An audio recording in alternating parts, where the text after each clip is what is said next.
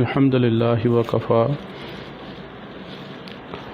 وسلام علی عبادہ الذین اصطفى اما بعد فاعوذ باللہ من الشیطان الرجیم بسم اللہ الرحمن الرحیم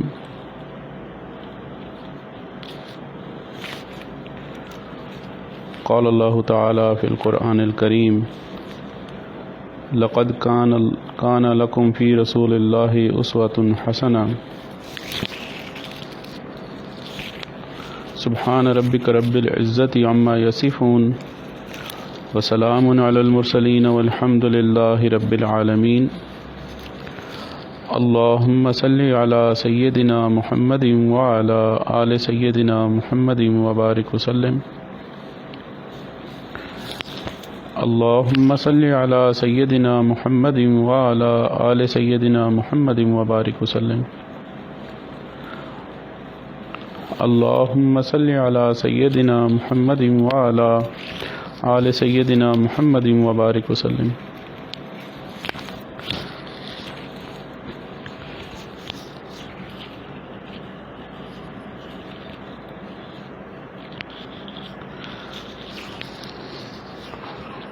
سیرت کا موضوع نبی اکرم صلی اللہ علیہ وآلہ وسلم کی ذات اقدس اور ہر وہ چیز ہے جو نبی کریم صلی اللہ علیہ وآلہ وسلم کی ذات اقدس کے ساتھ جڑی ہوئی ہے۔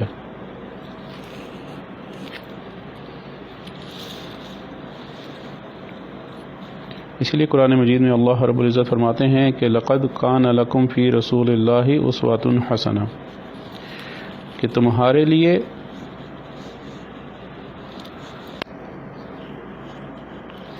زندگی کا بہترین نمونہ رسول پاک صلی اللہ علیہ وآلہ وسلم کی ذات اقدس ہے، تو تم بھی ایسی زندگی گزارو جیسی انہوں نے گزاری ہے۔ تو جب سیرت کو پڑھیں گے سمجھیں گے تو ہی گزار سکیں گے۔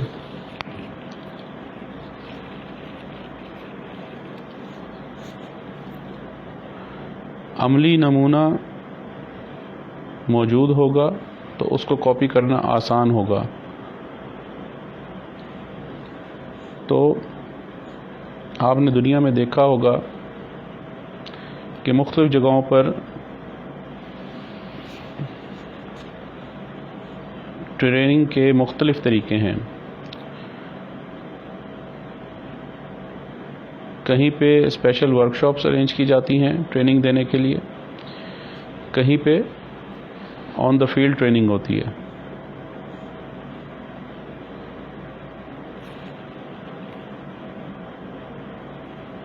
تو اسی طرح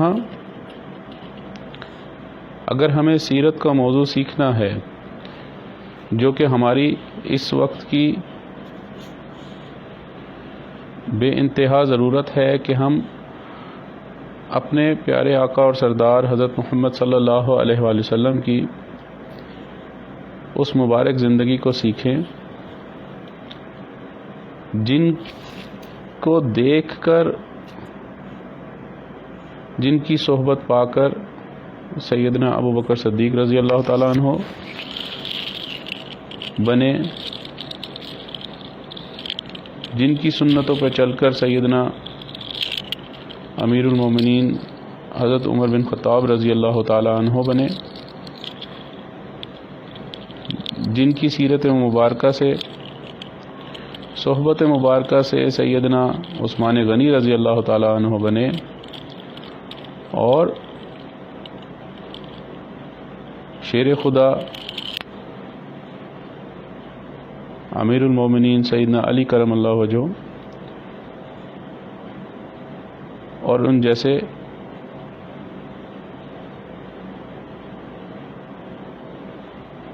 صحابہ کرام رضوان اللہ تعالی اجمعین کی جماعت بنی۔ چونکہ انسان جس کام کے اندر لگتا ہے وہ اسی چیز کو سیکھ رہا ہوتا ہے۔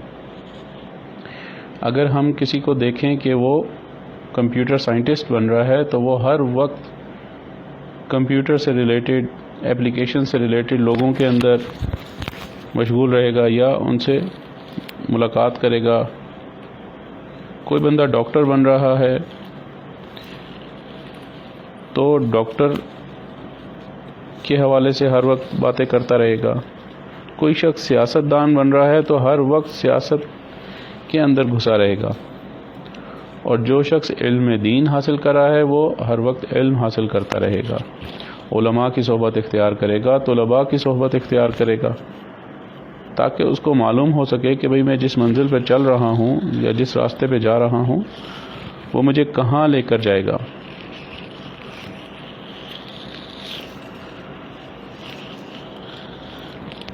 لیکن اگر ہم سیرت مبارکہ کو اپنی زندگی سے یکسر نکال دیں گے، بھلا دیں گے، اس کی طرف توجہ ہی نہیں دیں گے، تو پھر ہم اس نعمت سے محروم ہو جائیں گے جو ہمیں یہ سکھاتی ہے کہ ہم اللہ تعالیٰ کے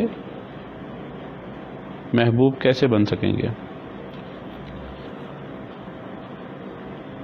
اس لیے سیرت مبارکہ جو ہے یہ دین کا ایک اہم ستون ہے. یہ وہ روح ہے جو ہمیں ہماری زندگیوں میں جس کی ضرورت ہے. چنانچہ حافظ ابن قیم رحمۃ اللہ علیہ زاد المعاد میں لکھتے ہیں کہ سیرت کا علم حاصل کرنا فرض عین ہے، کیونکہ انسان کی آخرت کی زندگی کا سارا دار و مدار نبی اکرم صلی اللہ علیہ وآلہ وسلم کے طریقے پر ہے.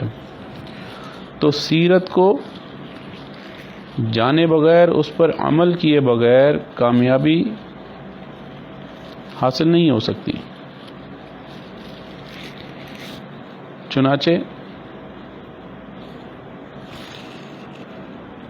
اس اہمیت کو سمجھتے ہوئے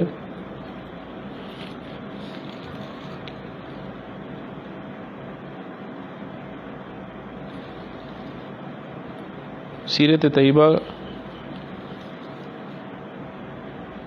کے مطابق زندگی گزارنے کا جو بہترین رستہ ہے اس کو بیان کرنے کی ضرورت محسوس ہوئی. آج کا مغربی تعلیم یافتہ شخص ہر اس تحریک کو بے مثال سمجھتے ہیں جو مغربی دنیا سے آ رہی ہے.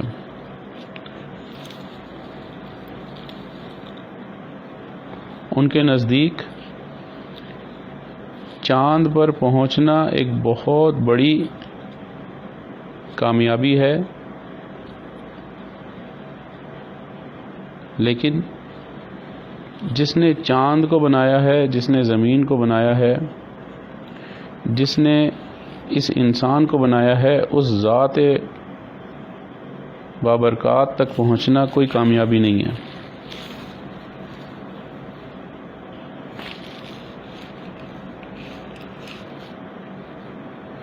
تو ہماری اخلاقی پستی اور احساس کمتری کا یہاں تک حال پہنچ چکا ہے کہ اس کے اثرات ہماری زندگیوں میں، ہمارے عقائد میں، ہمارے اعمال میں اور روزمرہ کی زندگی میں بھی آنا شروع ہو گئے. ہم ہر چیز کو اسی پیمانے پر سوچ رہے ہوتے ہیں.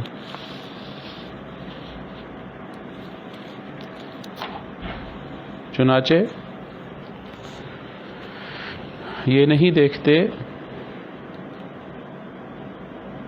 کہ ہم سنت کے مطابق زندگی گزار رہے ہیں یا نہیں گزار رہے، بلکہ ہم یہ دیکھ رہے ہوتے ہیں کہ کالی بلی راستہ کاٹ گئی ہے تو ضرور ہمارے ساتھ آج کچھ الٹا ہوگا. آج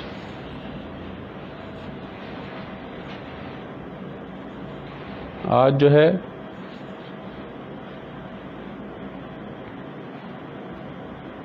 کنڈے کے اندر دروازہ وہ ڈوری پھنس گئی ہے، تو آج کچھ نہ کچھ ہمارے ساتھ الٹا ہوگا۔ آج ہمارے خواب میں کوئی چیز آ گئی ہے تو یقیناً آج ہمارے ساتھ کچھ نہ کچھ الٹا ہوگا۔ بجائے اس کے کہ ہم لوگ یہ سمجھیں کہ ہم نے اس طریقے سے یکسر اپنا رخ بدل لیا ہے جو کہ نبی اکرم صلی اللہ علیہ وآلہ وسلم کا طریقہ ہے یا صحابہ کرام نے آقا صلی اللہ علیہ وآلہ وسلم کی اتباع میں سیکھا ہے۔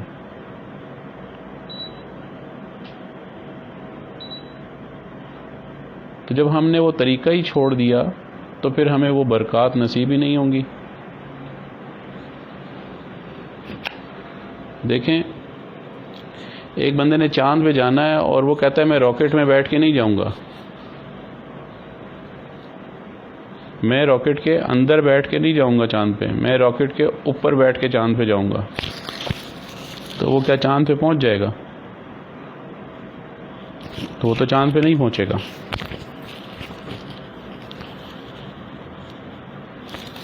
ایک شخص ہے وہ کہتا ہے کہ جی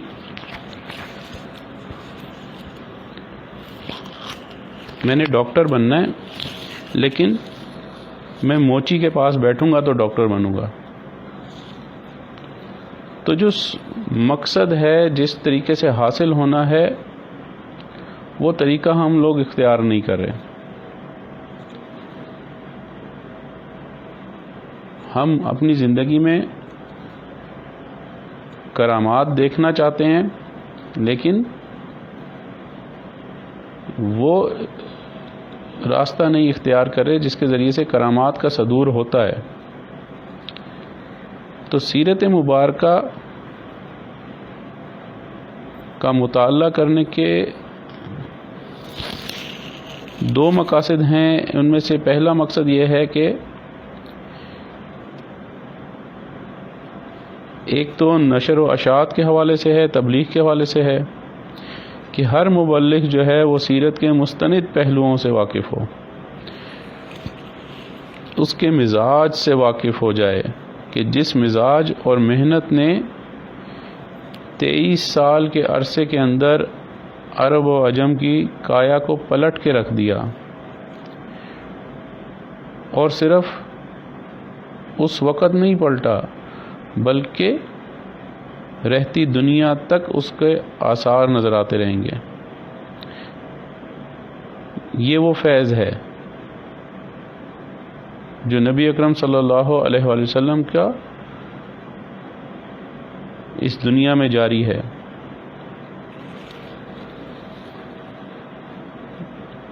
تو اس مزاج سے واقف ہو جائے کہ جس مزاج کے اوپر آقا صلی اللہ علیہ وآلہ وسلم نے اپنی تعلیمات پیش کی ہیں۔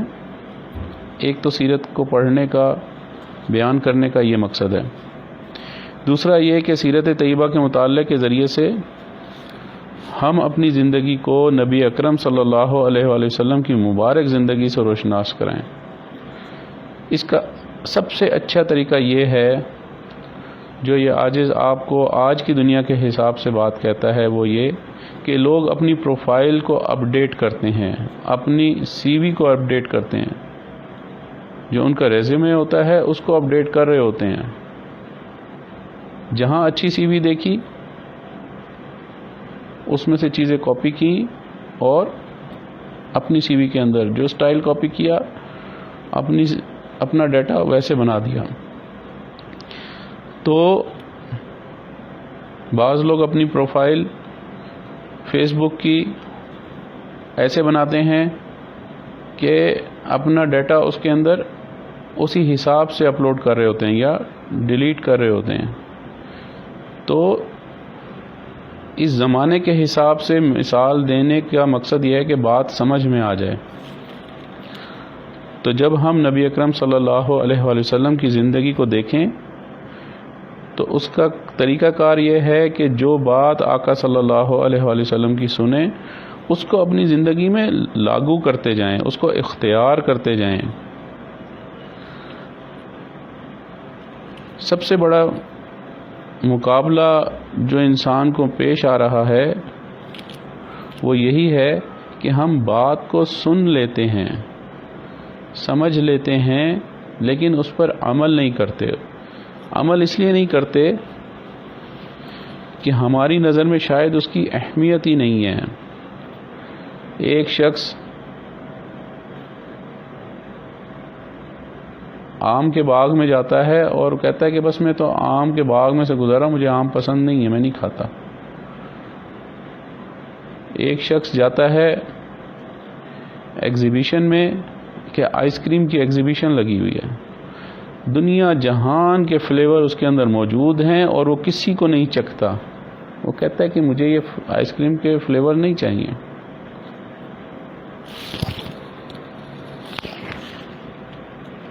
تو یہی مسئلہ آج ہمارے ساتھ ہے کہ مادی زیب و زینت کو اور کفار کی طرز زندگی کو، ان کے لباس کو، ان کے معاشرت کو ہم لوگوں نے اتنا پسند کر لیا کہ جو خوبصورت چیزیں اللہ رب العزت نے ہمیں عطا کی ہیں ہم ان کو اپنانے کے لیے تیار نہیں ہیں۔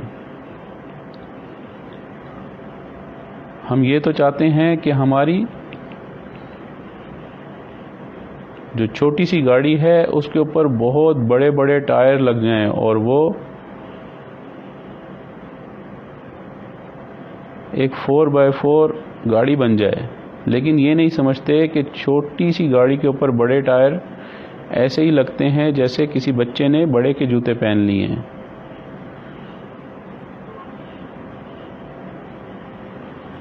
تو ہمیں اپنی روحانی زندگی کو درست کرنے کے لیے آقا صلی اللہ علیہ وآلہ وسلم کی مبارک سنتوں کو سیکھنا ہے اور اس پر عمل کرنا ہے۔ جو جو سنت پتہ لگتی رہے اس کو اپنی زندگی کا حصہ بنا لیں۔ جب حصہ بنائیں گے تو کام بنے گا۔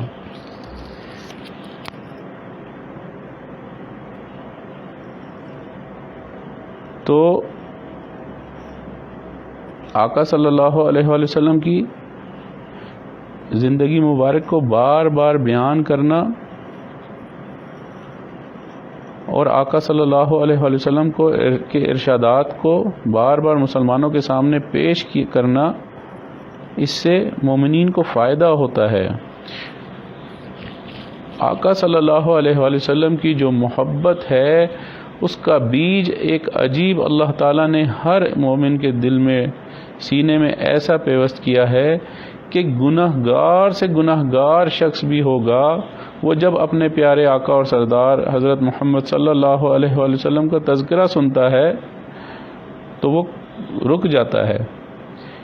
کتنا بھی گناہ گار شخص ہو، اس کو ایک لمحے کے لیے خیال آتا ہے کہ میرے آقا کو میں کیا منہ دکھاؤں گا صلی اللہ علیہ وسلم۔ تو ان کی ذات اقدس کے بارے میں صلی اللہ علیہ وسلم کے دھیان سے مطالعہ کرنا ہے، نبی اکرم صلی اللہ علیہ وسلم سے اپنے رشتے کو مضبوط سے مضبوط تر کرنا ہے تاکہ ہم آقا صلی اللہ علیہ وسلم کی اس محبت کو بڑھتا ہوا محسوس کریں۔ تو جتنا سیرت کو پڑھا جائے گا، جتنا اس کو سنا جائے گا، جتنا اس کو سمجھا جائے گا، اتنا ہی ہمارا تعلق ہمارے آقا سردار حضرت محمد صلی اللہ علیہ وآلہ وسلم سے بڑھتا جائے گا اور آپ ایمان کو بڑھتا ہوا محسوس کریں گے۔ اسی لیے آقا صلی اللہ علیہ وآلہ وسلم کی ذات اقدس ہمارے لیے اسوہ حسنہ ہے۔ تو اس کا جو آسان الفاظ میں ساجد نے عرض کیا وہ یہ کہ ہمارے ہر انسان کا کوئی رول ماڈل ہے۔ آج کسی شخص نے کہا کہ ایک تربوز تھا تصویر بھیجی کہ وہ تربوز کی شکل آم جیسی بنی ہوئی ہے. تو اگر تربوز کو ایک سانچے میں ڈالا گیا کہ وہ آم جیسا شکل اختیار کر گیا، تو کوئی بھی شخص کیسی بھی زندگی رکھتا ہو، کیسے بھی قبیلے سے تعلق رکھتا ہو، کیسی بھی رنگت سے تعلق رکھتا ہو، وہ آقا صلی اللہ علیہ وآلہ وسلم کی سیرت مبارکہ کو سیکھ کر اس پر عمل کرے گا تو وہ یقیناً آقا صلی اللہ علیہ وآلہ وسلم کے قریب سے قریب تر ہوتا جائے گا.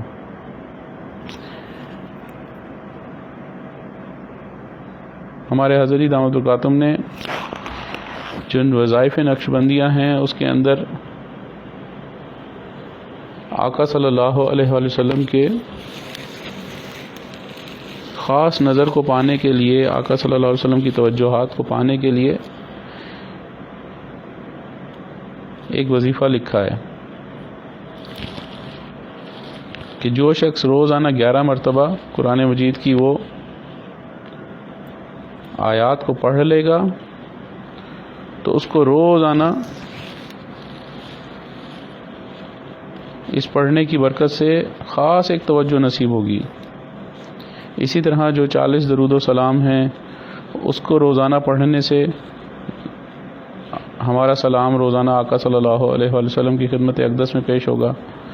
روزانہ درود شریف پڑھنے سے ہم آقا صلی اللہ علیہ وآلہ وسلم کی بارگاہ میں شرف قبولیت حاصل کر سکتے ہیں.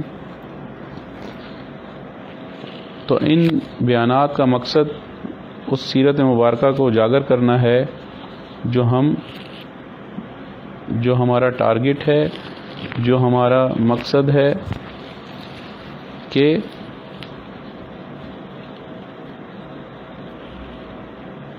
ہم نے کیسا بننا ہے. تو پچھلی 2 مجالس کے اندر ہم انسان کی تخلیق سے اس مقام تک پہنچے تھے کہ ہمیں یہ پتہ چلا کہ حضرت نوح علیہ السلام کے بعد انسان کی جو نسل ہے وہ کس طرح سے آگے بڑھی. تو یہ جو عرب ہیں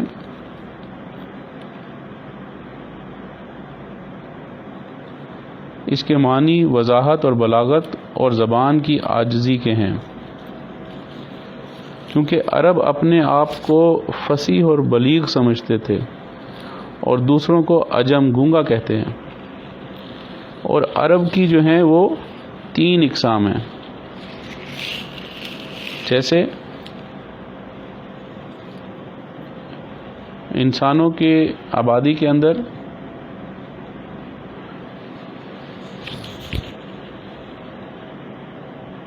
حضرت نوح علیہ السلام کی اولادوں میں سے 3 لوگ تھے. تو جو عرب ہیں اس میں ان کی اولاد میں سے پھر یہ 3 اقسام ہیں آگے کہ عرب باعدہ، عرب عاربہ اور عرب مستعربہ. تو باعدہ کون ہے کہ یہ قدیم ترین اقوام جو نیست و نابود ہو چکی، جن کا نام و نشان مٹ گیا، جیسے قوم عاد اور قوم ثمود وغیرہ ہیں. اسی طرح عرب عاربہ جو ہیں یہ بنو قحطان اور عرب باعدہ کے اصلی باشندے تھے، جن کی اصلی جگہ یمن تھی. اور جب عرب باعدہ ختم ہو گئے تو ان کے بعد یمن میں جن کی حکومت رہی وہ عرب عاربہ تھے. پھر تیسری قسم ہے عرب مستعربہ کی.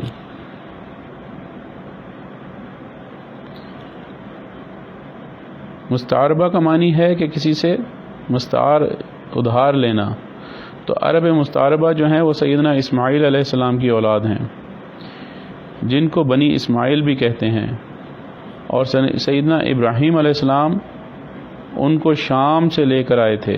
گویا یہ عربی نہیں تھے بلکہ لیکن ان کی عرب میں شادی ہوئی، دونوں عرب میں رہتے تھے تو یہ عرب ہی کہلانے لگے، اس لیے ان کو مستعربہ کہتے ہیں.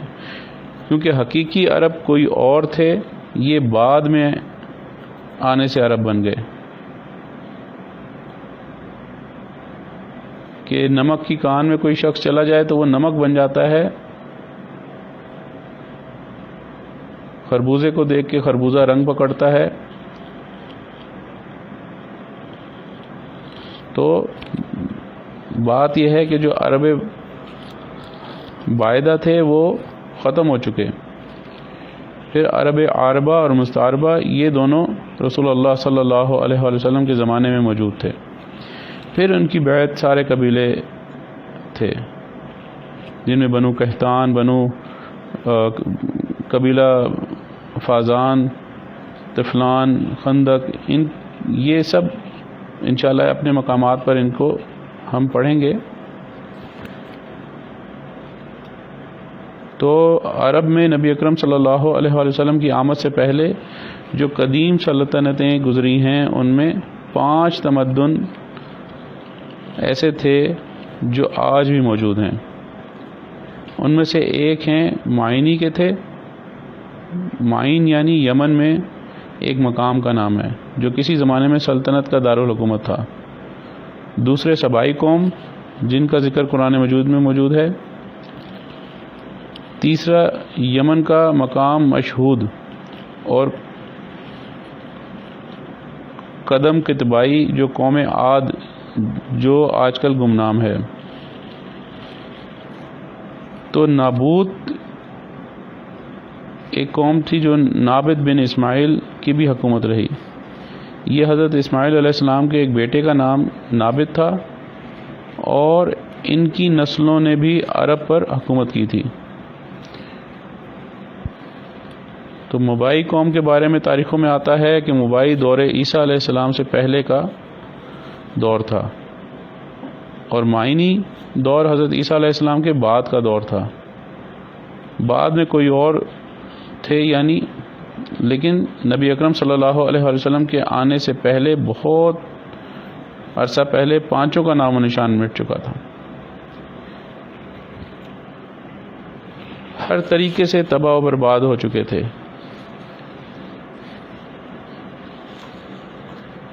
تو نبی اکرم صلی اللہ علیہ وآلہ وسلم کے زمانے میں پورے عرب کے اندر مختلف قبائل تھے، ان کے سردار تھے اور ان کی اپنی اپنی حکومتیں تھیں.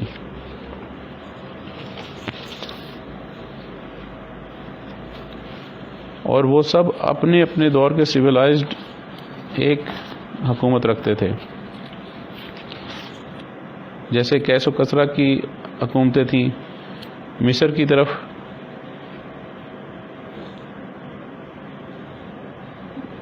جو لوگ تھے اس وقت ان پر کسی کی حکومت نہیں تھی. اس زمانے میں حکومت ان کی اپنی تھی. تو حضرت ابراہیم علیہ السلام کے زمانے میں جب حضرت ابراہیم علیہ السلام تشریف لائے تو ہم لوگ ملت ابراہیمی ہیں. یہ نبی اکرم صلی اللہ علیہ وآلہ وسلم کی پیدائش کے انتظامات آپ کے پیدا ہونے سے ہزاروں سال پہلے ہو چکے تھے.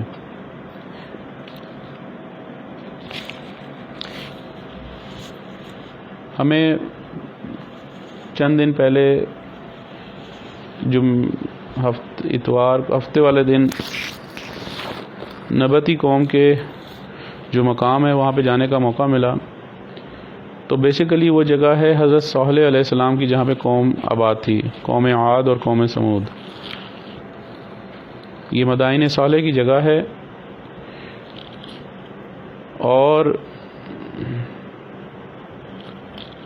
موجودہ حکومت چونکہ سیاحت کو بہت زیادہ فروغ دے رہی ہے اور ان علاقوں کو بہت زیادہ ڈیولپ کر رہی ہے، تو وہاں پر روزانہ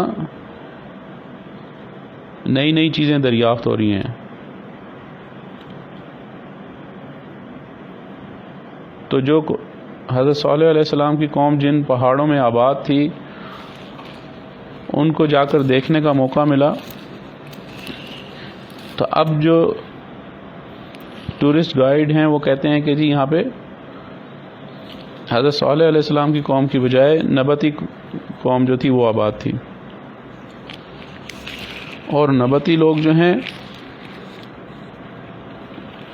یہ عذاب ان کے اوپر آیا یا عذاب آیا نہیں آیا، یہ ان کے اس کو قرآن مجید سے اس کی توجہ نہیں لیتے۔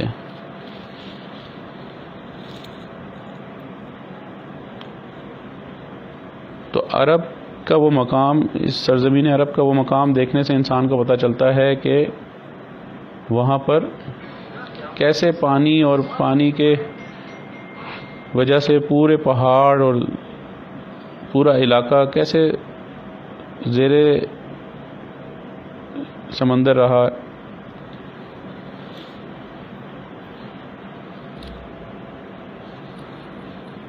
تو ہم جس مقام پر پہنچے ہیں وہ سیدنا ابراہیم علیہ السلام کی آمد کا مقام کہ سیدنا ابراہیم علیہ السلام کو اللہ تعالیٰ نے بڑی دعاؤں کے بعد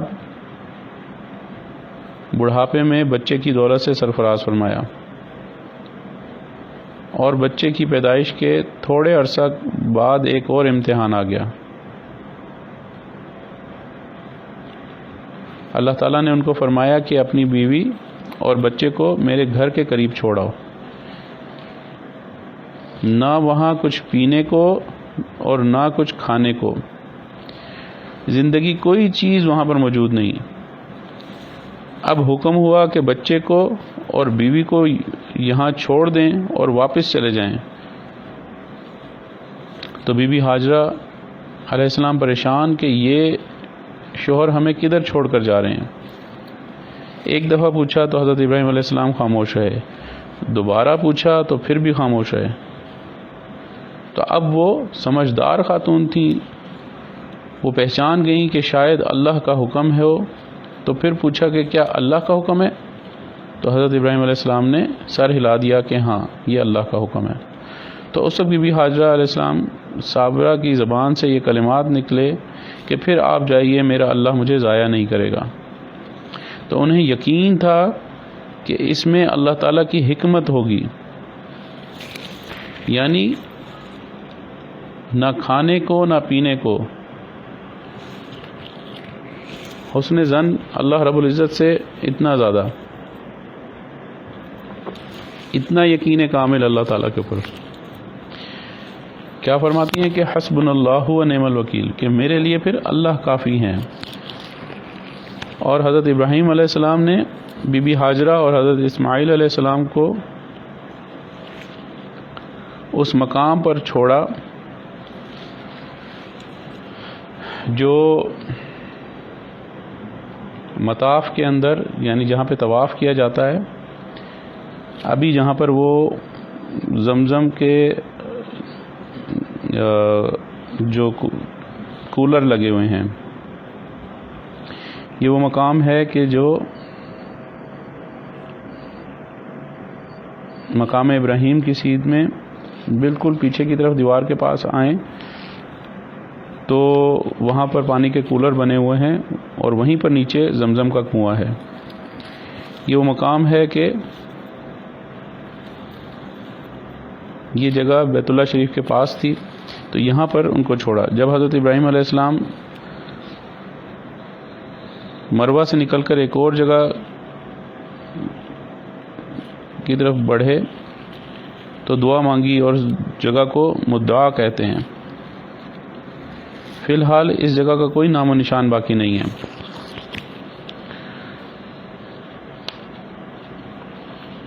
ہم لوگ جو سعی شروع کرتے ہیں وہ صفا سے شروع کرتے ہیں اور مروہ کی طرف جاتے ہیں۔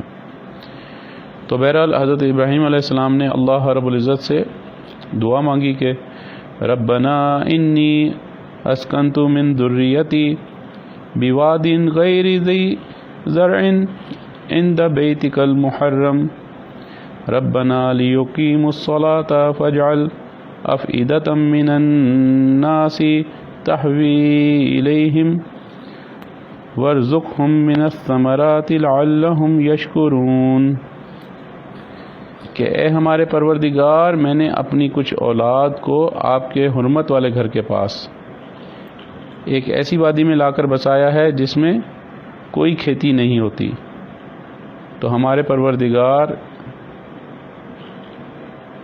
یہ میں نے اس لیے کیا کہ تاکہ یہ نماز قائم کریں، لہٰذا لوگوں کے دلوں میں ان کے لیے کشش پیدا کر دیجیے اور ان کو پھلوں کا رزق عطا فرمائیے تاکہ یہ شکر گزار بنے۔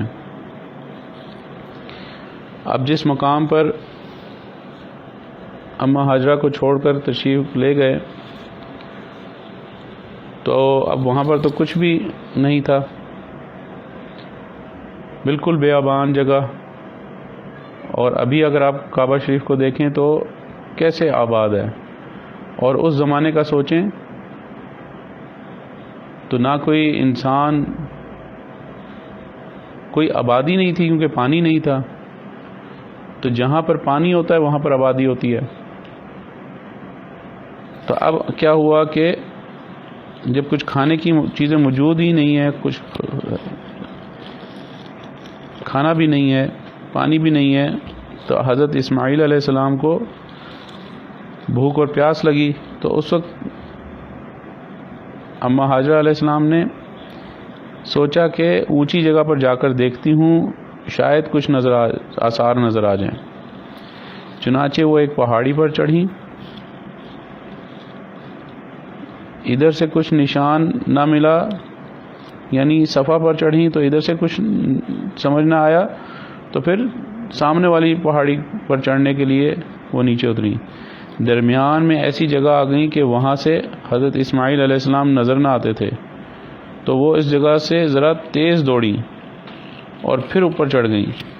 ادھر جا کر بھی کچھ نہ ملا تو بے چینی سے واپس یعنی صفا سے مروہ کی طرف دوڑی، اور یہ جو بیچ میں سبز جگہ لائٹ آتی ہے جہاں سے مرد حضرات تیز دوڑتے ہیں، یہ وہ مقام ہے کہ جہاں سے اماں ہاجرہ علیہ السلام دوڑ کر مروہ کی طرف بڑھیں اور اوپر چڑھ کر دیکھنے کی کوشش کی۔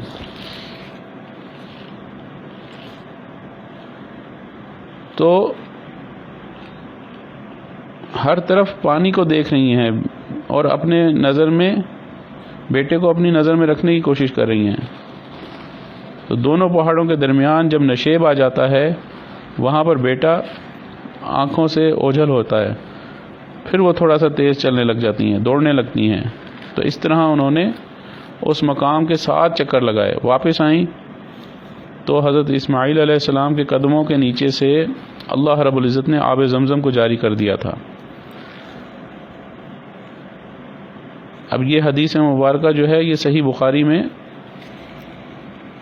موجود ہے، 3364 نمبر کی حدیث ہے۔ حضرت اسماعیل علیہ السلام کی ایڑی رگڑنے سے زمزم نکلنے کی جو روایت بھی وہاں پر موجود ہے، اور حضرت جبریل علیہ السلام کے پر مارنے کی وجہ سے بھی زمزم نکلنے کی روایت موجود ہے۔ تو خلاصہ یہ کہ سیدنا ابراہیم علیہ السلام کی اولاد اور اماں ہاجرہ علیہ السلام کے لیے اللہ تعالیٰ نے آب زمزم کا کنواں جاری کر دیا۔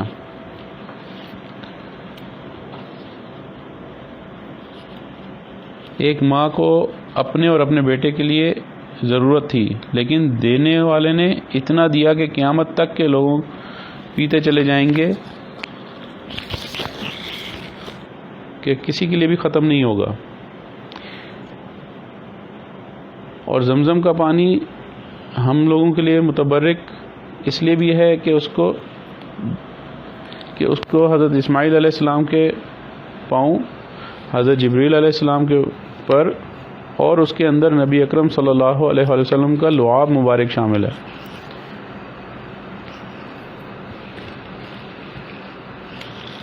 تو ہم اس کو اس وجہ سے اس کی فضیلت اور اس کے جو برکات ہیں وہ بے انتہا ہیں۔ اسی لیے روحانی غسل کے لیے انسان اپنی روحانیت بڑھانے کے لیے پھر زمزم کو پیتا بھی ہے اور دعا بھی مانگتا ہے کہ اللہم انی اسألک علما نافعا ورزقا واسعا وشفاء من کل داء، کہ یہ زمزم پینے کی دعا ہے اور پھر جس نیت سے بھی پیتے ہیں لوگ وہ بھی قبول ہوتی ہے. چونکہ یہ مقام ایسا تھا کہ یہ مکہ مکرمہ بعد میں آباد ہوا، اور جہاں پر حضرت اسماعیل علیہ السلام کو اور اماں ہاجرہ علیہ السلام کو چھوڑا گیا، یہ ایسی جگہ تھی کہ جہاں سے قافلوں کا گزر بہت کم ہوتا تھا. اس کی وجہ تھی کہ پانی نہیں تھا. چونکہ پانی نہیں تھا اس وجہ سے لوگ پڑاؤ نہیں ڈالتے تھے. اور ویسے بھی اگر ہم دیکھیں تو وہ پہاڑوں کے درمیان گھری ہوئی جگہ ہے. ایک طرف جبل ابو قبیس ہے، ایک طرف جبل کعبہ ہے، ایک طرف جبل عمر ہے. جیسے کہ گلاب کی پتیاں ہوتی ہیں اس طرح سے اس جگہ کو بنایا گیا. اور اللہ رب العزت قرآن مجید میں فرماتے ہیں کہ وَجَعَلْنَا مِنَ الْمَاءِ كُلَّ شَيْءٍ حَيٍّ، کہ اور ہم نے پانی سے ہر جاندار چیز پیدا کی ہے. تو دیکھیں قرآن مجید میں اللہ رب العزت فرما رہے ہیں کہ پانی سے ہر چیز کو اس کا عنصر شامل ہے. کسی بھی چیز کے اندر جو مولیکیولز ہیں پانی کے وہ موجود ہیں. تو اللہ کی شان کہ جہاں پانی ہو پھر وہاں پر آبادی ہوتی ہے، پھر پرندے آ جاتے ہیں. اب جب زمزم آ گیا، پانی آ گیا، اور وہ پانی جب بہنا شروع ہوا تو اماں ہاجرہ علیہ السلام نے فرمایا کہ زمزم رک، وہ بہہ رہا ہے، اس کو روکنے کے لیے. تو جب پانی آ گیا تو وہاں کچھ پرندے آئے. تو بنو جرہم کے جو لوگ وہاں سے گزرتے رہتے تھے، خانہ بدوش قسم کے لوگ تھے، ان کے پاس جانوروں کے ریوڑ وغیرہ تھے. تو انہوں نے جب دور سے دیکھا کہ بھئی یہ صحرا کے اندر پرندے کہاں پہ موجود ہیں، تو ان کو بڑی حیرانگی ہوئی. انہوں نے تحقیق کے لیے اپنے کچھ لوگ بھیجے کہ بھئی دیکھ کر آئیں کہ وہاں پہ یہ پرندے کیوں ہیں موجود، کہ پانی تو یہاں پہ نام و نشان نہیں، تو پرندے کیسے آ گئے. تو پتہ چلا کہ وہاں پر زمزم کا موجود ہے، پانی موجود ہے. دیکھا کہ خیمہ لگا ہوا ہے اور ایک خاتون ہے اور ایک چھوٹا بچہ ہے. تو اس وفد نے جا کر واپس اپنے قبیلے والوں کو اطلاع دی کہ وہاں تو پانی موجود ہے اور ایک ماں بیٹا وہاں پر موجود ہیں. تو وہ لوگ آئے اور آ کے اماں ہاجرہ علیہ السلام سے پوچھا کہ ہماری خواہش ہے کہ ہم ادھر رہائش اختیار کر لیں، آپ ہمیں ادھر ٹھہرنے اور اس پانی کو استعمال کرنے کی اجازت دیں تاکہ ہم آباد ہو جائیں.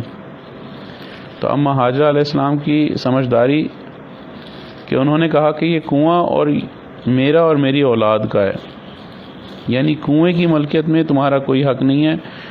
ہاں پانی جتنا چاہو استعمال کرو. تو قافلے والوں نے اس چیز کے اوپر معاہدہ کر لیا اور اس کو قبول کر لیا اور آباد ہو گئے. تو اس طرح سے اللہ تعالیٰ نے اپنے محبوب صلی اللہ علیہ وآلہ وسلم کے شہر کو آباد کرنا شروع کیا. پہلے حضرت اسماعیل علیہ السلام اور اماں ہاجرہ علیہ السلام کو لایا گیا، اس کے بعد بنو جرہم کے آباد کیا گیا، اور پھر بنو جرہم میں حضرت اسماعیل علیہ السلام کا نکاح ہوا اور ان کی اولاد عرب مستعربہ بنی.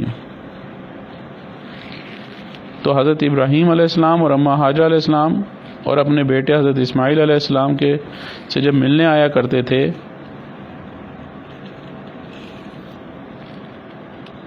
تو اس وقت جو ہے حضرت اسماعیل علیہ السلام جو ہیں وہ دوڑنے کے قابل ہو چکے تھے کہ وہ اس وقت اللہ تعالیٰ کی طرف سے حضرت ابراہیم علیہ السلام کے اوپر ایک اور امتحان آ گیا. اور قرآن مجید میں اس کا ارشاد ہوا کہ فلما بلغ معه السعي قال يا بني إني أرى في المنام أني أذبحك فانظر ماذا ترى. کہ پھر جب وہ لڑکا ابراہیم علیہ السلام کے ساتھ چلنے پھرنے کے قابل ہو گیا تو انہوں نے کہا کہ بیٹے میں نے خواب میں دیکھتا ہوں کہ تمہیں ذبح کر رہا ہوں، اب سوچ کر بتاؤ کہ تمہاری کیا رائے ہے. تو حضرت ابراہیم علیہ السلام نے خواب دیکھا کہ بیٹے کو ذبح کر رہے ہیں، تو انہوں نے پہلے دن اونٹ ذبح کر دیے، اگلے دن پھر خواب دیکھا کہ بیٹے کو ذبح کر رہے ہیں، پھر تیسری مرتبہ خواب دیکھا کہ انہوں نے کہا کہ بیٹے کو ہی ذبح کرنا آتا ہے۔ تو اب حضرت ابراہیم علیہ السلام اپنے آپ کو بیٹے کو ذبح کرنے پر تیار ہو گئے، اور انہوں نے اپنی بیوی کو کہا کہ اسماعیل علیہ السلام کو تیار کر دیں کہ بڑے سے ملاقات کے لیے جانا ہے۔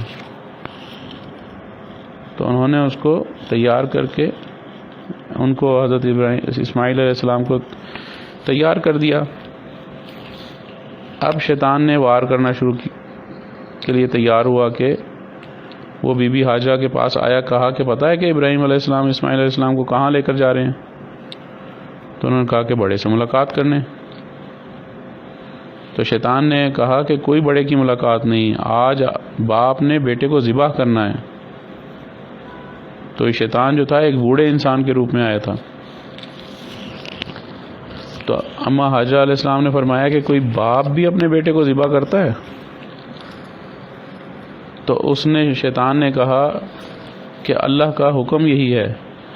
تو جیسے ہی بی بی حاجرہ نے سنا کہ یہ اللہ کا حکم ہے تو فرمایا کہ میں خود بھی ذبح ہونے کے لیے تیار ہوں۔ تو جب بی بی حاجرہ کے پاس شیطان کی بات نہیں بنی تو وہ اب حضرت اسماعیل علیہ السلام کے راستے میں آ گیا۔ شیطان نے کہا کہ بھئی کہاں جا رہے ہیں؟ کہا کہ بھئی ابو کے ساتھ کسی سے ملنے کے لیے جا رہا ہوں۔ شیطان نے کہا کہ کوئی ملاقات نہیں ہے، آپ کو ذبح کیا جائے گا۔ تو حضرت اسماعیل علیہ السلام نے بھی کہا کہ کوئی باپ اپنے بیٹے کو ذبح کرتا ہے؟ تو اس نے کہا کہ اللہ کا حکم ہے۔ تو حضرت اسماعیل علیہ السلام نے جواب دیا کہ یہ اللہ کا حکم ہے تو میں جان دینے کے لیے تیار ہوں۔ تو یہ جو مقام مینا کے اندر جہاں پر جمرات ہیں، جن کو شیطان کو جمرہ، چھوٹا جمرہ اور درمیانہ اور بڑا جمرہ کہتے ہیں، 3 جمرے ہیں جو 10 ذی الحجہ کو، 9 ذی الحجہ کو یوم عرفہ ہوتا ہے، حج کا دن ہوتا ہے، اور 10 ذی الحجہ کو جس دن ہم لوگ قربانی کرتے ہیں، اس دن جا کر سب سے پہلے شیطان کو کنکریاں ماری جاتی ہیں۔ تو یہ جو چونکہ اب حج کے ایام شروع ہو گئے ہیں، ذی القعدہ کا مہینہ شروع ہو چکا ہے اور آگے حجاج لوگ جو ہیں وہ یہاں آنا شروع ہو گئے ہیں، تو آپ یہ دیکھیں کہ وہ سارا عمل اللہ رب العزت دہرائیں گے کہ کیسے حضرت ابراہیم علیہ السلام کس مقام پر حضرت اسماعیل علیہ السلام کو لے کر گئے، اور عرفہ کا جو دن ہے وہ اور جو بدر کا دن تھا، اس دن جو ہے شیطان مردود کے لیے سب سے زیادہ غم کا دن ہوتا ہے، کیونکہ اس دن میں جو ہے اللہ رب العزت بے انتہا لوگوں کی بخشش فرماتے ہیں، بڑے بڑے گناہ معاف ہوتے ہیں۔ خاص طور پہ جو ہم رمی جمرات کرتے ہیں، یعنی رمی کا مطلب کنکریاں مارنا، شیطان کو کنکریاں مارتے ہیں، تو اس سے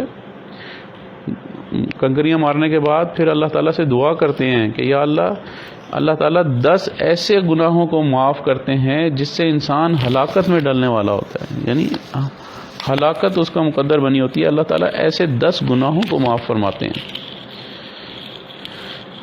تو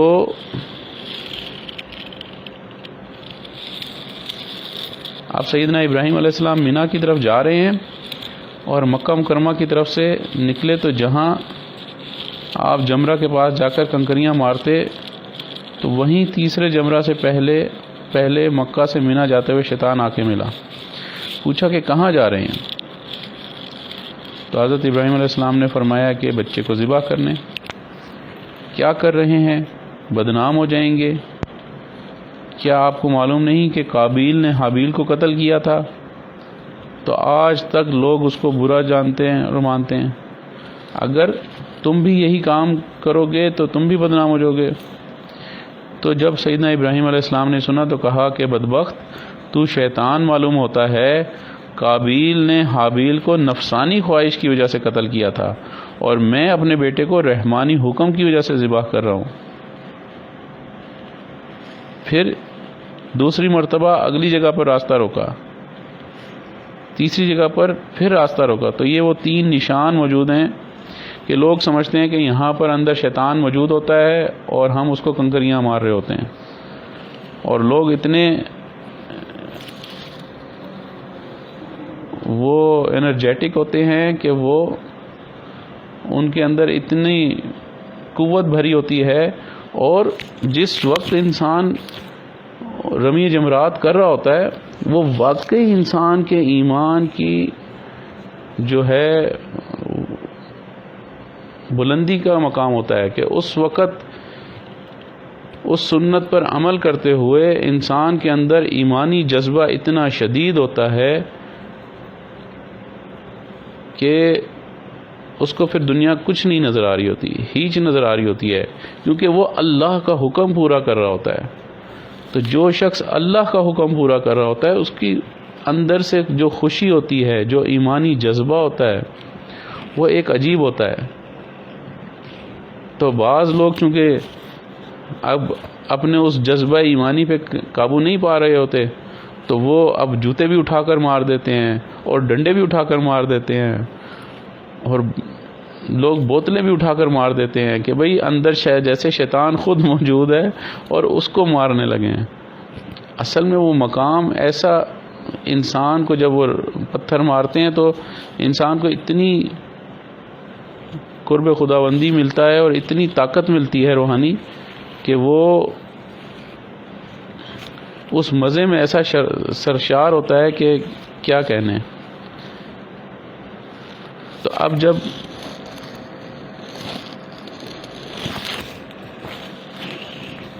شیطان سے یہ مکالمہ ہو گیا تو حضرت ابراہیم علیہ السلام نے حضرت اسماعیل علیہ السلام سے پوچھا کہ یا بنیا انی ارا فی المنام انی اذبحک فانظر ماذا تری، کہ بیٹے میں نے خواب میں دیکھتا ہوں کہ تمہیں ذبح کر رہا ہوں، اب سوچ کر بتاؤ تمہاری کیا رائے ہے۔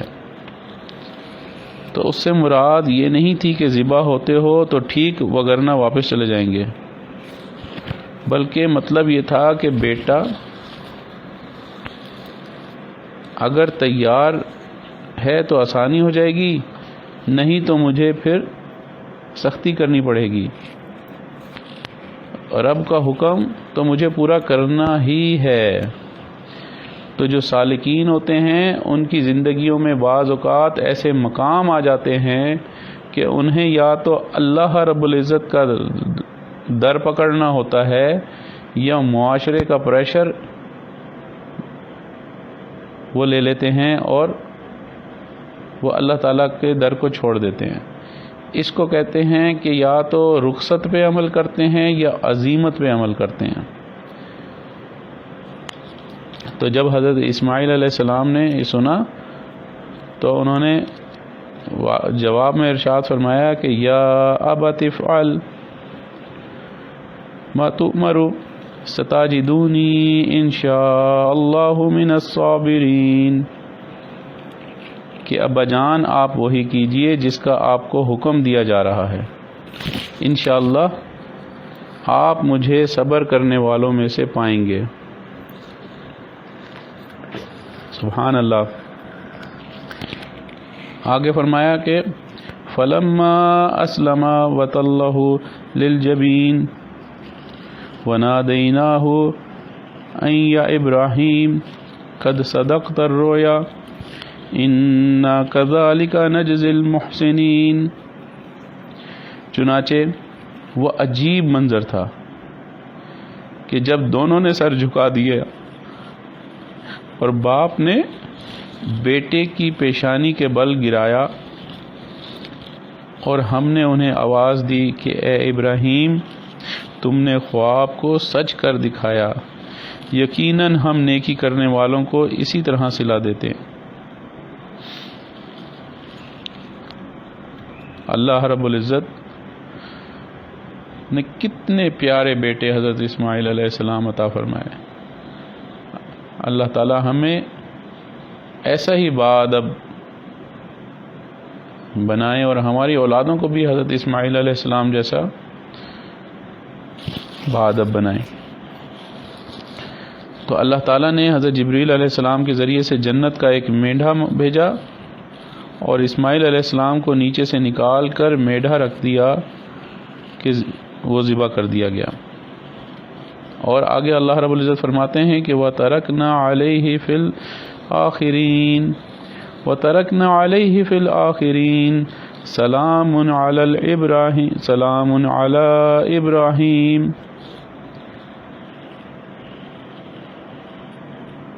اور جو لوگ ان کے بعد آئے ان میں یہ روایت قائم کی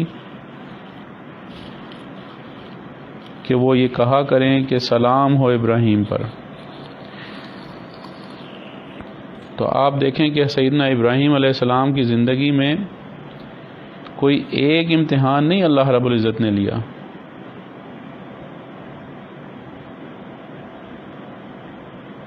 پہلے بتوں کو توڑا، پھر آتش نمرود کے اندر ڈالا گیا.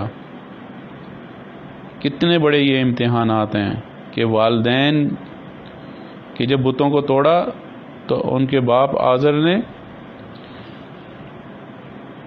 کتنی مخالفت کی، اور جب آگ میں ڈالا گیا تو اب ان کی والدہ نے سوچا کہ بھئی اب حضرت ابراہیم علیہ السلام کو جا کر دیکھا تو جائے کہ وہ کس حال میں ہیں. تو اللہ تعالیٰ نے حضرت ابراہیم علیہ السلام کو، چونکہ حضرت ابراہیم علیہ السلام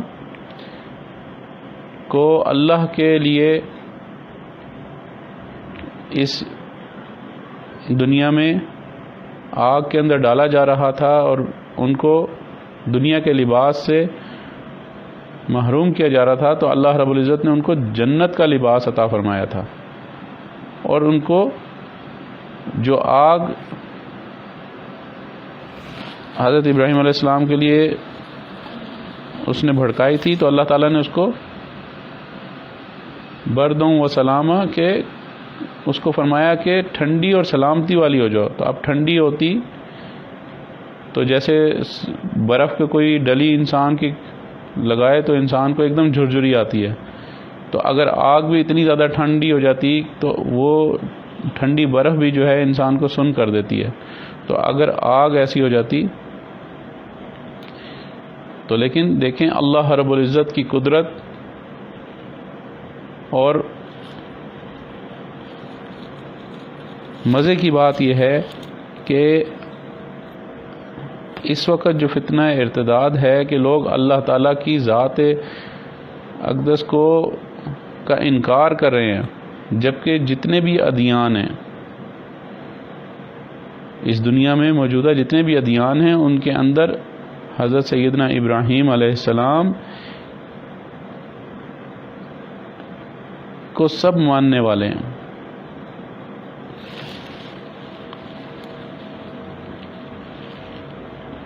تو حضرت ابراہیم علیہ السلام کی زندگی میں پھر یہ آگ کے واقعے کے بعد پھر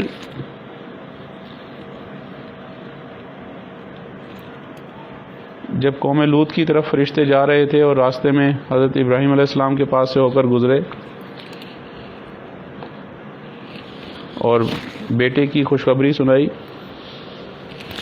وہ وقت بھی، اور پھر حضرت ابراہیم علیہ السلام کو یہ حکم دیا جانا کہ وہ حضرت اسماعیل علیہ السلام کو یہاں پر چھوڑ دیں مکہ مکرمہ میں، یہ وقت. تو دیکھیں کہ اگر کوئی اللہ رب العزت کے رستے میں مشکلات آ رہی ہیں کسی کو بھی، اور یہ رستہ یقیناً مشکلات سے بھرا ہوا ہے، لیکن اللہ تعالیٰ پھر اکیلا نہیں چھوڑتے. اگر اللہ رب العزت مصائب بھیج رہے ہیں تو اس سے نکالتے بھی ہیں، پھر عزتیں بھی عطا فرماتے ہیں، پھر اللہ تعالیٰ اکیلا نہیں بندے کو چھوڑتے۔ تو جو شخص اللہ سے محبت کرتا ہے، جس شخص کو سے اللہ کو محبت ہے، وہ کبھی بھی مایوس نہ ہو کہ اللہ تعالیٰ کسی شخص کو ضائع نہیں کریں گے۔ اللہ اکبر کبیرہ، کہ اللہ تعالیٰ کی محبت ایک ایسی محبت ہے کہ حضرت ابراہیم علیہ السلام کی سیرت مبارکہ ہمیں یہ سبق سکھا رہی ہے کہ کسی غیر کی عبادت نہیں کرنی، اللہ کے سوا کسی اور کی عبادت نہیں کرنی، چاہے سورج ہے، ستارے ہیں، آگ ہے، بت ہیں، کسی چیز کی عبادت نہیں کرنی۔ پھر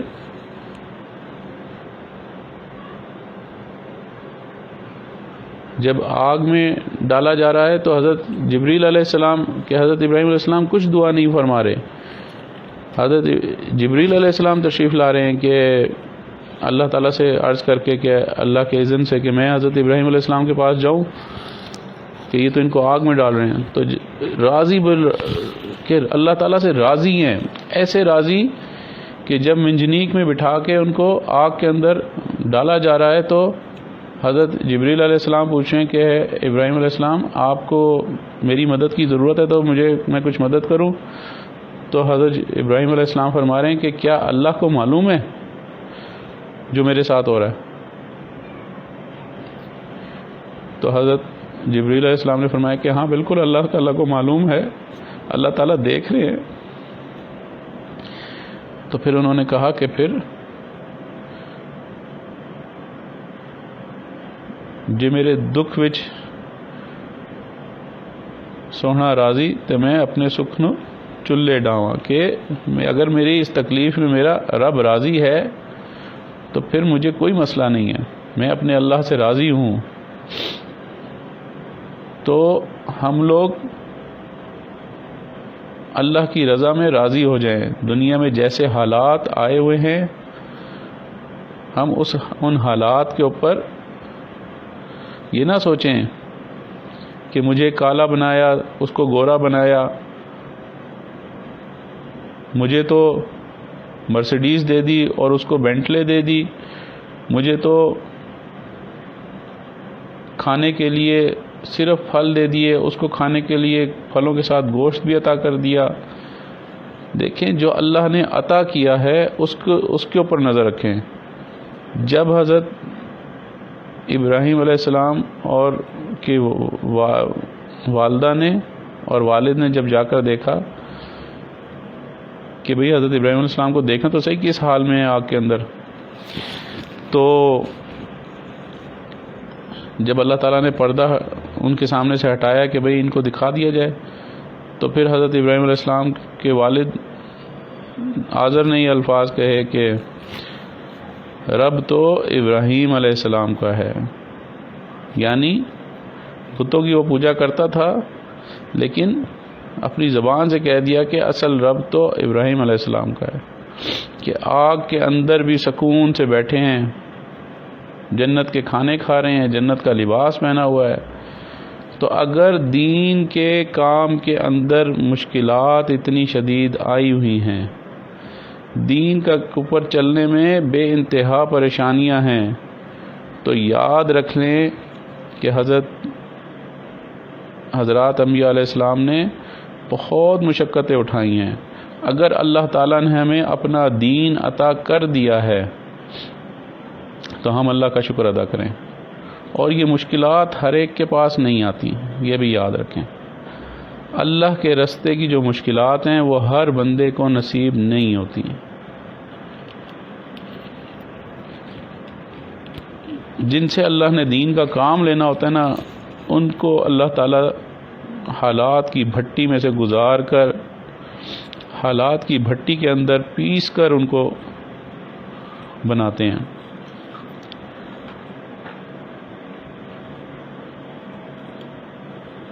تو اللہ تعالیٰ سے راضی رہنا ہے۔ جو بھی سالک دین کے اوپر چلتا ہے، سلوک کا رستہ طے کر رہا ہوتا ہے اس کو یہ حالات آتے ہیں. جن حالات سے انبیاء علیہ السلام گزرے ہیں ان حالات سے ان کی تھوڑی سی ہوا اس کو لگائی جاتی ہے. ایسے نہیں ہے کہ اس کو لڈو پیڑے کھلا کے اور اس کو پھر اپنے تک پہنچنے کا رستہ دکھایا جاتا ہے. اللہ تعالیٰ تک پہنچنے کا رستہ مشکل ضرور ہے لیکن اللہ تعالیٰ بندے کو پہنچا دیتے ہیں، راستہ طے کروا دیتے ہیں. تو یہ جو سیرت کو سیکھنے کا مقصد ہے، سمجھنے کا مقصد ہے، وہ یہی ہے کہ ہمیں اپنی زندگیوں کو اسکین کرنا ہے، اس اسکینر کے اندر ڈالنا ہے کہ ہم لوگ اللہ تعالیٰ کے راستے کو نہ چھوڑ جائیں. اگر مشکل وقت آ گیا ہے تو اس کے اوپر صبر کریں، شکر کریں کہ اللہ تعالیٰ ہمیں اپنے راستے کے اوپر چلا کے لے کر جا رہے ہیں. وقت گزر جاتا ہے لیکن جو ریوارڈ اللہ تعالیٰ کی طرف سے ملتا ہے نا، وہ انسان سوچ بھی نہیں سکتا. بعض باتیں ہوتی ہیں کہ جو انسان اپنی زبان سے بیان نہیں کر سکتا، لیکن جو خود گزرا ہوا ہوتا ہے وہ صرف اتنا کہہ سکتا ہے کہ اللہ کا جو رستہ ہے وہ سمجھ آئے یا نہ آئے لیکن چلتے رہیں. اور جس کو شیخ مل جاتے ہیں ان کے لیے بہت فائدہ ہوتا ہے. وہ اپنی بات کو اپنے شیخ کے ساتھ شیئر کریں اور ان سے پھر دعائیں بھی لیں اور ان سے رہنمائی بھی لیں. تو اللہ تعالی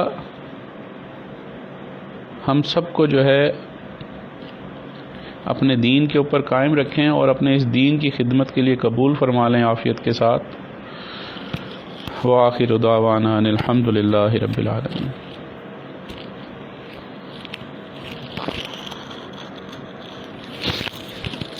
دعا سے پہلے تھوڑی دیر کے لیے اس رب کائنات کی طرف متوجہ ہو جائیں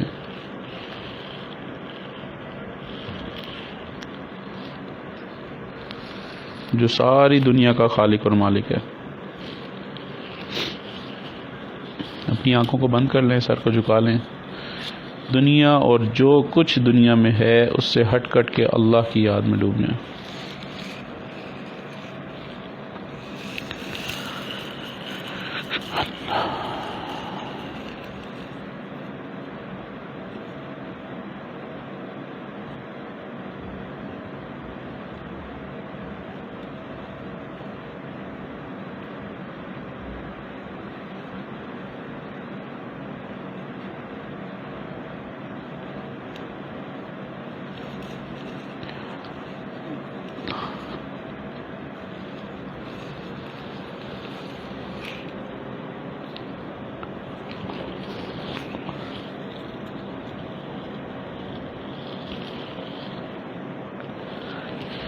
تکڑی گھت کے تول نہ ماہی تے اسی ڈاڈے با بھرے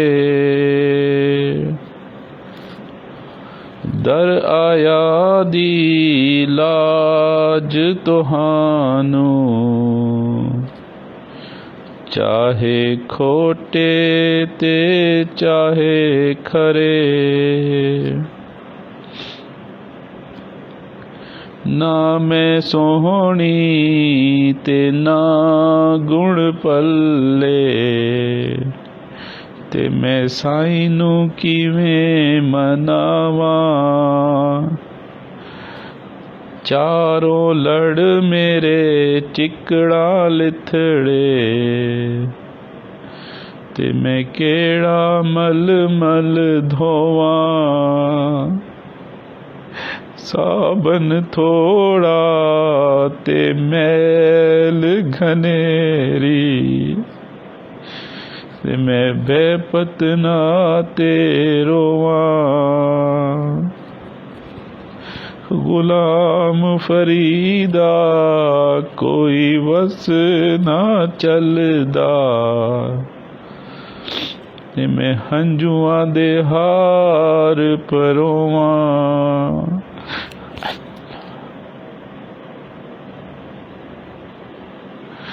اللہ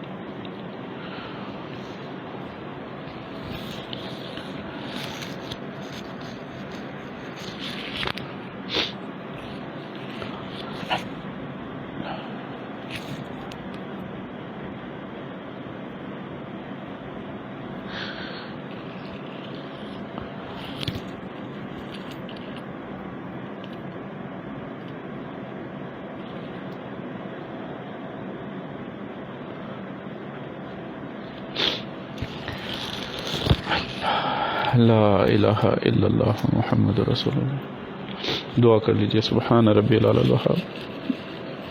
اللہم صلی علی سیدنا محمد وعلی آل سیدنا محمد وبارک وسلم.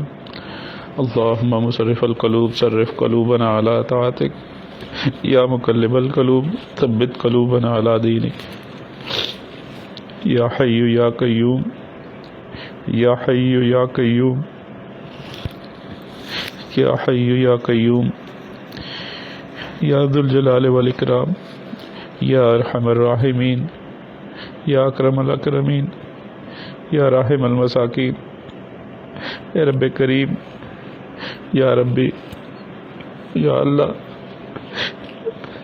اللہ ہم آپ کے عاجز اور مسکین بندے ہیں. اللہ ہمیں معاف کر دیجئے. اللہ ہم آپ کے عاجز اور مسکین بندے ہیں, ہمیں معاف کر دیجئے. اے اللہ ہم آپ کے گناہ گار بندے ہیں, ہمیں معاف کر دیجئے. اے رب کریم ہم ظاہر میں انسان ہیں, یا اللہ ہم حقیقت میں نہایت گندے ہیں. اے رب کریم ہم آپ سے اپنے گناہوں کی معافی چاہتے ہیں. یا اللہ آپ نے تو ہم پر بے انتہا کرم کیا, بے انتہا فضل کیا. اے رب کریم آپ نے تو ہمیں اپنی بے شمار نعمتوں سے نوازا. یا اللہ آپ نے ہمیں اپنے پیارے حبیب صلی اللہ علیہ وسلم کی امت میں سے پیدا کیا. اے رب کریم خالی امت میں سے پیدا نہیں کیا یا اللہ, بلکہ آپ نے ہم پر اتنا کرم کر دیا کہ آقا صلی اللہ علیہ وسلم کی دین پر چلنے والوں میں ہمیں کسی درجے میں شامل فرما دیا. اے رب کریم ہم آپ کی کس کس نعمت کا شکر ادا کریں. یا اللہ بس ہماری کمی کوتاہی ہے کہ ہم زیادہ نیکیاں نہیں کر پاتے, گناہوں کی وجہ سے اپنی نیکیوں کے ضائع کر بیٹھتے ہیں. اے رب کریم ہماری آپ سے عاجزانہ درخواست ہے کہ پیارے اللہ جو آپ نے اپنے پیارے حبیب صلی اللہ علیہ وسلم کی سیرت مبارکہ کو سمجھنے کی, پڑھنے کی توفیق عطا فرما رہے ہیں, اے رب کریم اس سیرت کو اپنانے کی بھی توفیق عطا فرما دیجیے. اے رب کریم ہمیں بھی وہ چہرہ بنانے کی توفیق عطا فرما دیجیے جو آپ کے پیارے حبیب صلی اللہ علیہ وسلم کی سنتوں سے مزین ہو. یا اللہ ہمارے جسم کے اوپر بھی, ہماری روح کے اندر بھی یا اللہ آقا صلی اللہ علیہ وسلم کی محبت یا اللہ رچ بس جائے, پیوست ہو جائے.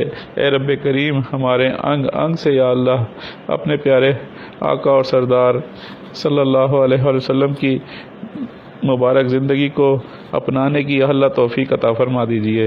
اے رب کریم آقا صلی اللہ علیہ وسلم کی مبارک سنتوں سے یا اللہ ہمیں عشق عطا فرما دیجیے. اے رب کریم آقا کی اداؤں سے ہمیں عشق عطا فرما دیجیے. اے رب کریم اپنے پیارے حبیب صلی اللہ علیہ وسلم کے مبارک اخلاق سے ہمیں یا اللہ عشق عطا فرما دیجیے. اے رب کریم آپ کے پیارے حبیب صلی اللہ علیہ وسلم کی جو اچھے اخلاق ہیں یا اللہ ہم سب کو وہ اخلاق حمیدہ اپنانے کی توفیق عطا فرما دیجیے. اے رب کریم اخلاق رذیلہ سے یا اللہ ہم سب کو حفاظت عطا فرما دیجیے۔ اے رب کریم ہمارا مقصد اپنا تزکیہ نفس ہے، تصفیہ قلب ہے۔ اے میرے مالک ہم دنیا میں ایسا بننا چاہتے ہیں کہ یا اللہ آپ کو پسند آ جائیں۔ اے رب کریم آپ کے پیارے حبیب صلی اللہ علیہ وآلہ وسلم کی مبارک سنتوں کو اختیار کرتے ہوئے یا اللہ ہم بھی آپ کے پیارے حبیب صلی اللہ علیہ وآلہ وسلم کی اتباع کرنا چاہتے ہیں۔ اے رب کریم ہمیں ان لوگوں میں عافیت کے ساتھ شامل فرما لیجئے۔ یا اللہ شرف قبولیت عطا فرما دیجئے کہ رب کریم ہر کوئی آپ کے پیارے حبیب صلی اللہ علیہ وآلہ وسلم جیسا نہیں بن سکتا۔ اے میرے مالک جن کے اوپر آپ رحم کرتے ہیں، جن پہ آپ فضل کرتے ہیں، یا اللہ جن کو آپ پسند کرتے ہیں، یا اللہ آپ انہی کو اپنے پیارے حبیب صلی اللہ علیہ وآلہ وسلم جیسا بننے کی توفیق دیتے ہیں۔ اے رب کریم ہم آپ سے عاجزانہ درخواست کرتے ہیں کہ یا اللہ ہمیں اپنے پیارے حبیب صلی اللہ علیہ وآلہ وسلم کے مبارک اخلاق کو اپنانے کی توفیق عطا فرما دیجیے۔ یا اللہ ہمارے اندر سے دو رنگی کو نکال دیجئے۔ اے رب کریم ہر جہت سے ہماری اور ہمارے تمام دوست احباب متعلقین کی ہماری جماعت کی حفاظت عطا فرما دیجئے۔ اے رب کریم ہم دنیا میں ایسے وقت میں پیدا ہوئے ہیں کہ یا اللہ ہمارے پاس صرف آپ کے پیارے حبیب صلی اللہ علیہ وآلہ وسلم کی سنت کو اختیار کرنے کے علاوہ اور کوئی رستہ نہیں ہے۔ یا اللہ جیسے ہمارے اکابرین ہمارے حضرت دامت برکاتہم آپ کے پیارے حبیب صلی اللہ علیہ وآلہ وسلم کے عشق میں، ان کی محبت میں یا اللہ تمام سنتوں کو پورا کرنے کی کوشش کر رہے ہیں، اے رب کریم ہماری بھی آپ سے عاجزانہ درخواست ہے کہ یا اللہ اپنے فضل سے ہم سب کو اے رب کریم سنتوں پر ہی زندگی عطا فرما دیجیے۔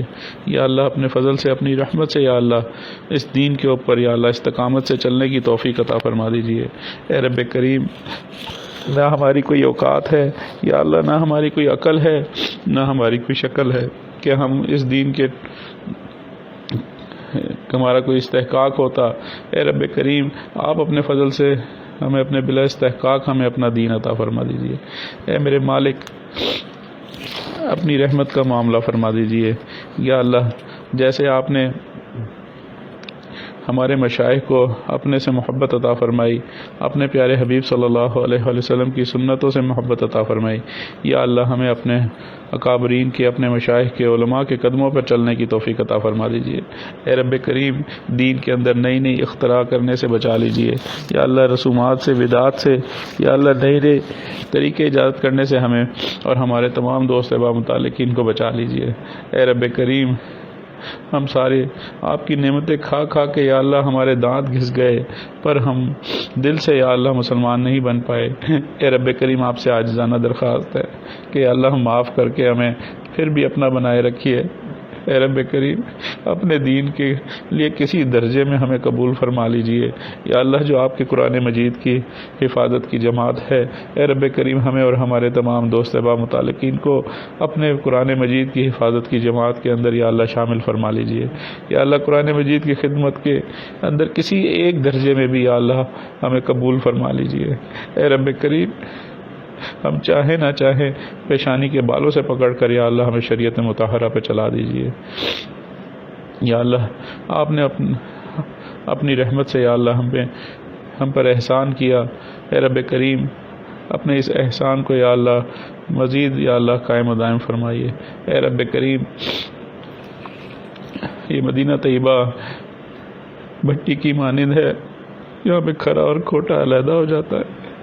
اے رب کریم ہمارے اندر تو ہے ہی کھوٹ، یا اللہ کھرا پن تو تھا ہی نہیں۔ اے رب کریم ہم تو کھوٹے ہیں، یا اللہ کھوٹ نکل نکل کے ہم ختم ہو جائیں گے۔ رب کریم ہمارا کھرا پن نہیں آ سکتا۔ اے رب کریم ہماری آپ سے عاجزانہ درخواست ہے کہ ہم ساری دنیا کے ٹھکرائے ہوئے ہیں، یا اللہ ساری دنیا کے یا اللہ انکار کردہ ہے۔ اے رب کریم ہم کسی کے لیے فائدہ مند نہیں ہے، یا اللہ ہمارے سے کوئی راضی نہیں ہے۔ اے رب کریم نہ دنیا راضی ہے نہ دنیا والے راضی ہیں۔ اے رب کریم آپ ہم سے راضی ہو جائیے۔ اے رب کریم ہمیں اپنے پیارے حبیب صلی اللہ علیہ وآلہ وسلم سے بے وفائی کرنے سے بچا دیجیے۔ یا اللہ ہم دو روٹی کی خاطر آقا صلی اللہ علیہ وآلہ وسلم کا دین نہیں چھوڑنا چاہتے۔ اے رب کریم ہم سے درندہ درگاہ ہونے سے بچا لیجیے۔ اے رب کریم آپ کا دین ہمارے لیے بہت بڑی نعمت ہے یا اللہ، بہت بڑی نعمت ہے۔ اے رب کریم آپ کسی کو گاڑیاں دے دیں، آپ کسی کو گھر اور بنگلے دے دیں، یا اللہ آپ کسی کو چرگے اور بکرے دے دیں، یا اللہ آپ کسی کو پھل دے دیں لیکن اس کو دین نہ ملے، یا اللہ اس سے بڑا بدبخت کون ہوگا؟ اے رب کریم ہمیں آپ کے دین کی ضرورت ہے، یا اللہ ہمیں آپ کے پیارے حبیب صلی اللہ علیہ وآلہ وسلم کے لائے ہوئے دین کی ضرورت ہے۔ اے رب کریم ہماری آپ سے عاجزانہ درخواست ہے، ہماری بدعمالیوں کی وجہ سے یا اللہ ہمیں اپنے دین سے محروم نہ فرما دیجیے۔ اے رب کریم ہمارے گناہوں کی وجہ سے یا اللہ ہمیں اپنے دین سے محروم نہ فرما دیجیے۔ اے رب کریم موبائل فون کے فتنے کی وجہ سے، انٹرنیٹ کے فتنے کی وجہ سے یا اللہ ہمیں اپنے دین سے محروم نہ فرما دیجیے۔ اے رب کریم ہم مانتے ہیں کہ ہم گناہ گار ہیں، یا اللہ ہم اپنے گناہوں پر نادم و شرمندہ ہیں۔ اے رب کریم مہربانی کا معاملہ فرما دیجیے، یا اللہ ہمیں ہمارے تمام دوست احباب متعلقین کے اوپر فضل فرما دیجیے۔ اے رب کریم ہمارے حضرت جی دامت برکاتہم کو اور ان کی اولادوں کو یا اللہ اپنے حفظ و امان میں رکھیے۔ اے رب کریم الجھے کاموں کو اپنی رحمت سے سلجھا دیجیے، اٹکے کاموں کو یا اللہ اپنے فضل سے یا اللہ پورا فرما دیجیے۔ اے رب کریم ہمیں ہمارے مشائخ سے یا اللہ دین کو سیکھ کر اس پر عمل کرنے کی توفیق عطا فرما دیجیے۔ اے رب کریم جن لوگوں نے ہمیں دعاؤں کے لیے کہا ہے، فون کیے، میسج کیے، یا ہم پر حقوق آتے ہیں، یا ان دعاؤں پر دور بیٹھے یا حاضرین مجلس کی جو دلوں کی جائز حاجات ہیں اپنے فضل سے پوری فرما دیجیے۔ اے رب کریم جن گھروں میں جوان بچے اور بچیاں ہیں ان کے مستقبل کو روشن فرما دیجیے، یا اللہ والدین کے لیے فرض ادا کرنے آسان بنا دیجیے۔ اے رب کریم جن کو آپ نے اولاد کی نعمت عطا فرمائی، یا اللہ اولاد کی بہترین تربیت کرنے کی توفیق عطا فرما دیجیے۔ اے رب کریم ہر قسم کے جادو ٹونے سے بچا لیجیے، یا اللہ ہر قسم کے سفلی عمل کرنے والوں سے ہماری حفاظت فرما دیجیے۔ اے رب کریم جو ہماری اپنی بدعمالیاں ہیں یا اللہ وہ سفلی عملوں سے کم نہیں ہیں۔ اے رب کریم جو ہماری نافرمانیاں ہیں یا اللہ وہ جادو ٹونوں سے کم نہیں ہیں۔ اے رب کریم ہماری آپ سے عاجزانہ درخواست ہے کہ ہمیں نیکوکاری، پرہیزگاری والی، تقوی والی زندگی گزارنے کی توفیق عطا فرما دیجیے۔ یا اللہ آپ کے پیارے حبیب صلی اللہ علیہ وآلہ وسلم نے جتنی خیریں مانگی ان خیروں میں ہم سب کو حصہ عطا فرما دیجیے۔ اے رب کریم جتنے لوگ حج کی نیت سے حرم مقدس میں یا اللہ آ چکے ہیں یا آنے والے ہیں، اے رب کریم ان کو مقبول حج عطا فرما دیجیے، اور رب کریم ہم سب کو یا اللہ حج بیت اللہ کی مقبول سعادت عطا فرما دیجیے۔ یا اللہ عافیت اور قبولیت کے ساتھ اے رب کریم حج بیت اللہ کی سعادت عطا فرما دیجیے۔ اے رب کریم آپ نے ہمیں اپنے پیارے حبیب صلی اللہ علیہ وآلہ وسلم کے قدموں میں رکھا، ہم آپ کا شکریہ ادا کرتے ہیں۔ یا اللہ آپ اپنے کرم سے ان تمام خیروں میں ہمیں حصہ عطا فرمائیے جو آپ کے پیارے حبیب صلی اللہ علیہ وآلہ وسلم نے مانگی ہیں، ان تمام شرور سے ہمیں پناہ عطا فرما دیجیے جن شرور سے آپ کے پیارے حبیب صلی اللہ علیہ وآلہ وسلم نے پناہ مانگی ہے۔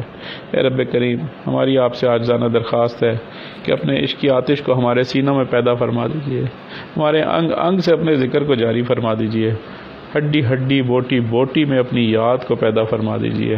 اے رب کریم ہم نے اپنی اوقات کے مطابق مانگا ہے، یا اللہ ہم نے اپنی اوقات کے مطابق مانگا ہے، آپ اپنی عظمت اور شان کے مطابق ہمیں عطا فرمائیے۔ یا اللہ رحم کرتے ہوئے ہمیں عطا فرما دیجیے، یا اللہ فضل کرتے ہوئے عطا فرما دیجیے۔ اے رب کریم ہمارے بدعمالیوں کو نہ دیکھیے، اے رب کریم اس مقدس شہر کو دیکھ لیجیے، یہاں پر موجود مقدس ہستیوں کو دیکھ لیجیے۔ اے رب کریم انبیاء کے سردار یا اللہ خاتم النبیین حضرت محمد صلی اللہ علیہ وآلہ وسلم کو دیکھ لیجیے۔ اے رب کریم ہمیں ان کی وجہ سے اپنے رحم کرم کی وجہ سے معاف کر دیجیے۔ یا اللہ ہماری ان دعاؤں کو اپنی رحمت سے قبول فرما لیجیے۔ ربنا تقبل منا انک انت السمیع العلیم وتب علینا انک انت التواب الرحیم، وصلی اللہ تعالی علی خیر خلقہ سیدنا محمد وعلی آلہ واصحابہ اجمعین برحمتک یا ارحم الراحمین۔